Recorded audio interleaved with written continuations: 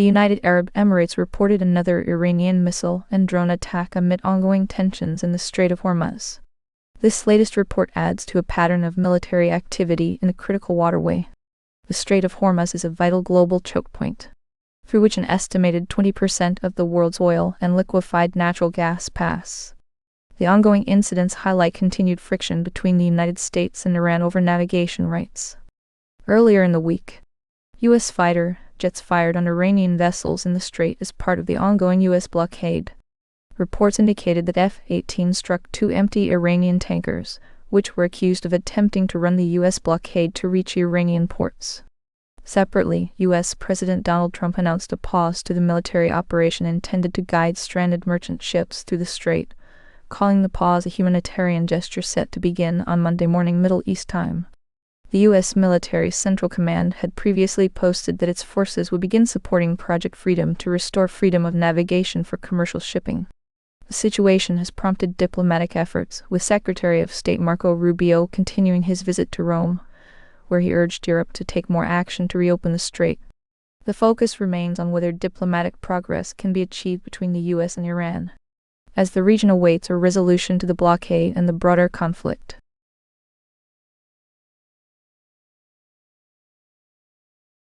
Makary, a Make America Healthy Again advocate, has faced broad criticism from the White House as well as pharmaceutical industry groups over his handling of the agency that oversees drug and vaccine approvals. He has had multiple series of conflicts with HHS and has had some conflicts with the White House as well. That we reported today that White House officials increasingly began to see him as a rogue agent, kind of marching to the beat of his own drum. Makary's tenure and this reported plan to fire him, did he have ultimately a hard time balancing politics with his role?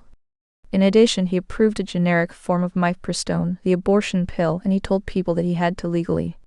However, he told us, and we reported this, that he could have slow-walked it and didn't. Stephanie speaks with Liz White, health policy reporter at the Wall Street Journal, for more. Multiple outlets are reporting that President Trump is set to fire the Commissioner of the Food and Drug Administration, Marty Makary. Liz, a lot of media outlets are reporting this firing plan, but you broke the story. The available reporting is at the allegation or investigative stage, with court filings and official statements carrying the main evidentiary weight.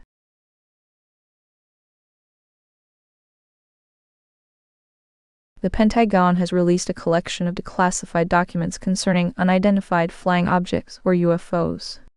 These files include descriptions of sightings reported by both civilians on Earth and by astronauts who were on missions to the Moon.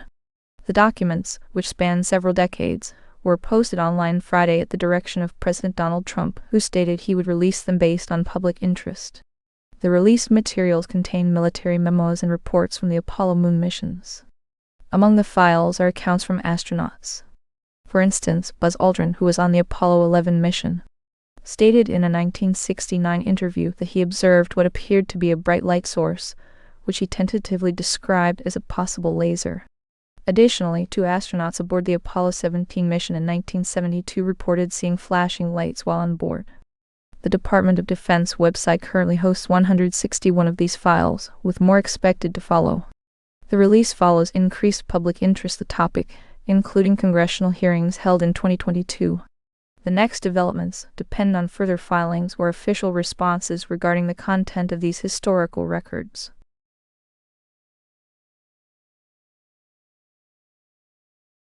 Federal prosecutors are seeking to revoke the U.S. citizenship of former Ambassador Manuel Rocha, the imprisoned diplomat accused of serving as a secret agent for Cuba dating back to the 1970s. The U.S. Attorney's Office in Miami filed a civil denaturalization complaint on Thursday. Rocha, who was arrested in late 2023, later pleaded guilty and was sentenced to 15 years in federal prison after admitting he worked for Cuba's communist government for decades. As part of his plea agreement, Rocha acknowledged connecting with Cuban intelligence agents in 1973, 5 years before he applied for U.S. citizenship while in Chile. The complaint marks a significant legal action concerning the integrity of the Foreign Service. U.S. Attorney Jason stated that the Southern District of Florida helped take down one of the most prolific Cuban spies ever uncovered in the United States. The case involves allegations of espionage and is proceeding through the civil denaturalization complaint process. The next developments will depend on subsequent court filings or responses from investigators.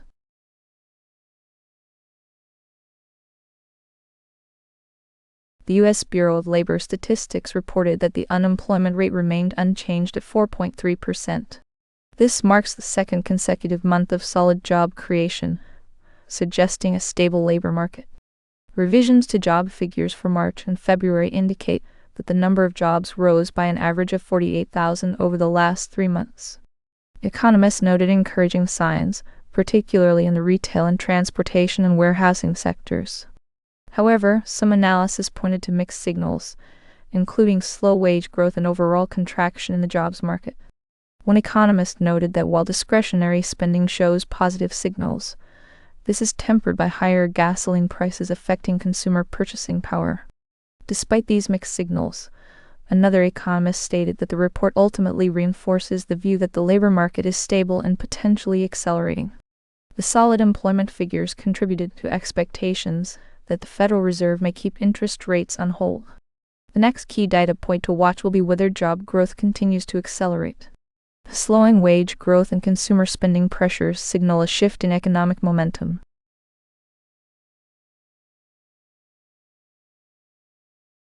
Alabama lawmakers approved a plan Friday for new U.S. House primaries if courts allow the state to use different congressional districts in this year's elections, sending the legislation to Republican gov. The battle tilted further toward Republicans when the Virginia Supreme Court ruled Friday that Democratic lawmakers had violated constitutional requirements when placing a redistricting amendment on the ballot. May 19th primary for some congressional seats, and direct the governor to schedule a new primary under revised districts, if a court allows it. Greg Albertin said the special primary would happen only if the courts agreed to lift an injunction, a court order requiring or blocking an action that put a court-selected map in place until after the 2030 census. Virginia rulings centered on timing of election. Democrats had hoped to gain as many as 4 additional U.S. House seats under new districts narrowly approved by voters in April. The move came the same day that the Virginia Supreme Court dealt a major setback to Democrats by overturning a redistricting plan that could have helped Democrats win as many as 4 additional House seats. Tennessee lawmakers pass U.S. House map carving up majority black district in Memphis, since President Donald Trump prodded Texas to redraw its congressional districts last summer. Republicans think they could gain as many as 14 seats from new districts in several states, while Democrats think they could gain up to 6 seats.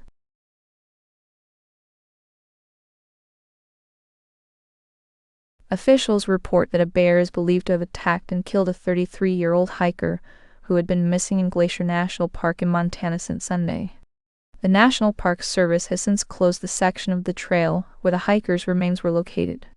The area is known as bear country due to its dense population of grizzly bears, also known as brown bears. The Park Service stated on Thursday that the last recorded bear-related human injury in the area happened in August of 2025. The last fatal attack was recorded much earlier, in 1998, in the Two Medicine Valley. For context, a study published in the Journal of Wildlife Management indicated that between 1900 and 2009, only 63 people died from a black bear attack across North America. The immediate next step involves the National Park Service managing the area following the discovery of the hiker's remains.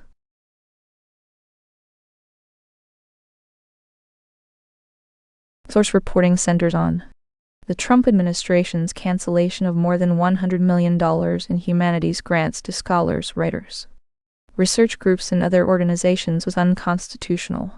The Department of Government Efficiency had no authority to end the funding, a federal judge in New York ruled on Thursday. The Authors Guild, several other groups, and several people who had their grants canceled and sued DOGE and the National Endowment for the Humanities. McMahon said the government violated the First Amendment and the Fifth Amendment's equal protection right. DOGE did not have the lawful authority to cancel the grants. A textbook example of unconstitutional viewpoint discrimination when officials canceled the grants based on DEI. The public interest favors permanent relief, McMahon wrote in her ruling. The Trump administration's cancellation of more than $100 million in humanities grants to scholars, writers, research groups, and other organizations was unconstitutional. The Department of Government Efficiency had no authority to end the funding. A federal judge in New York ruled on Thursday. The Authors Guild, several other groups, and several people who had their grants canceled and sued DOGE and the National Endowment for the Humanities.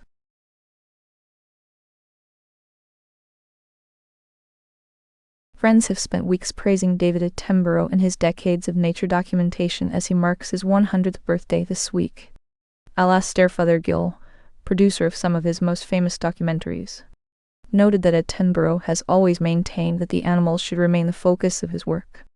Attenborough has brought images of gorillas, whales, and frogs to viewers worldwide through programs like Life on Earth and The Blue Planet These documentaries have illuminated the natural world, while also teaching audiences about complex topics such as evolution and biodiversity. Professor Ben Garrod, an evolutionary biologist, stated that Attenborough initially viewed himself as a neutral observer.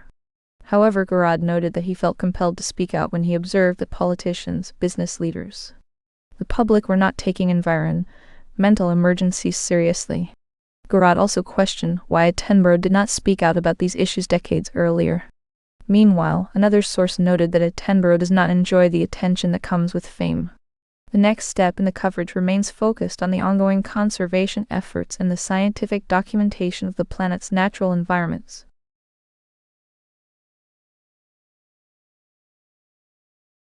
Months after reports indicated a surge of immigration agents in Minnesota was winding down, fear remains present within parts of the state's Somali community. This anxiety is fueled by lingering concerns over raids and the impact of past immigration policies.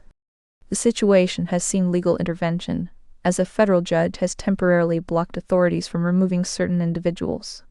This follows previous actions, including when the administration sought to end temporary protected status, or TPS, for Somali immigrants. For some residents, the fear is deeply personal. One 23-year-old man, who spoke on condition of anonymity, stated that he and friends feared ICE agents were still conducting raids on homes, leading him to rarely stay in one place for more than 5 nights. These concerns are set against a backdrop of history, as many members of the community arrived in the years following the collapse of the last government controlling Somalia in 1991. The next immediate point of focus remains the status of the temporary block on removal, which provides a current legal measure for those affected by the enforcement activity.